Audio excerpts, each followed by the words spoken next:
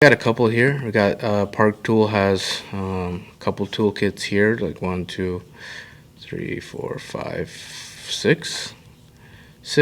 And then we got Topeak make their Prepstation Pro.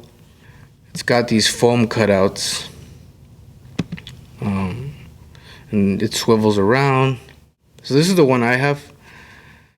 It's got really pretty good quality tool set. See, what I like about it is that this one specifically, you don't need a table. Most of the other toolkits that you're gonna look at, you need a table. Some of them open up, and you'll see that you can't have the toolbox on the floor. You need it on a stand table. And this one it's got its own built-in trays. Everything lifts up and swivels around, which is something I really like. So this toolkit, I think it needs one of these. You could probably add your own tools in here in this bucket. When you crack it open, it's got a bucket, and you can just fill in some tools that you probably could use. So, because everything else has a cutout, you can't really add any other tools. But it's got a bucket here in the base. You just throw some of these cool tools in there to add. So let's see. Cassette tool, those are nice. It's got this piston pad spreader. You got a rotor truing tool, looks pretty nice. I actually used it, pretty good. It's got this nice extension ratcheting wrench. This one here, you press down on the neck and it opens up, and it feels like a really good solid quality ratcheting wrench. Then you got your chain whip tool. It's good. I think it's a pedal wrench. It's good too, I would say. Forget what this is. It's got a little torque tool here. I've used it once or twice, but it's okay. It's got interchangeable bits. You got a Torx set here, which is nice. I wish this toolkit actually came with an Allen set. I wish this had its own Allen set, but that's where the bucket comes in handy. Throw in a set of that there. See, crank puller. This one's a bottom bracket tool. They're good tools. I rarely use them.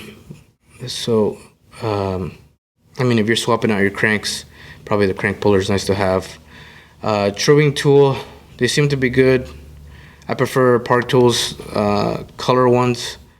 I just like to be able to see what color instead of looking at what number I'm using when I'm grabbing a spoke wrench.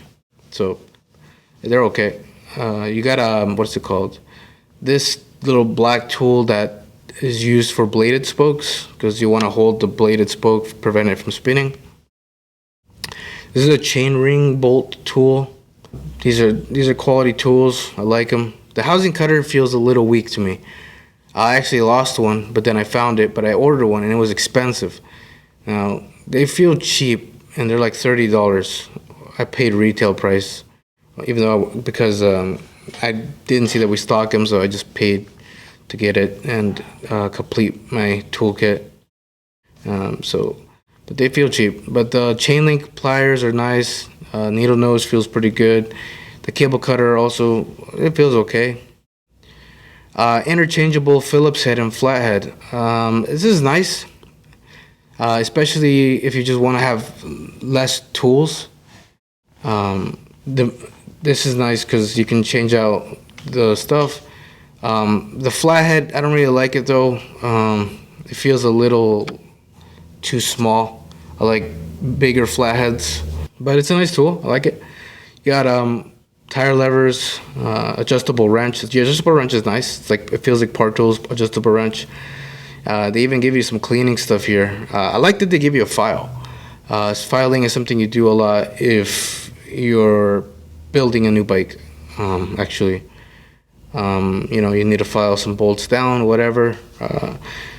Sometimes the caliper mounts aren't filed or faced correctly, so it'll cause the caliper to set at an angle, and then you get disc rubbing, so you have to file and adjust the caliper so it sits straight. You got a rubber mallet. I've used it once in a while. It's a good hammer or mallet. This is the foam cutouts. You got on the top of the toolbox, you've got this parts compartment. I just put a bunch of parts there, some tools sometimes. So it's nice to have. You got the cutouts for the Allens. Here's this one.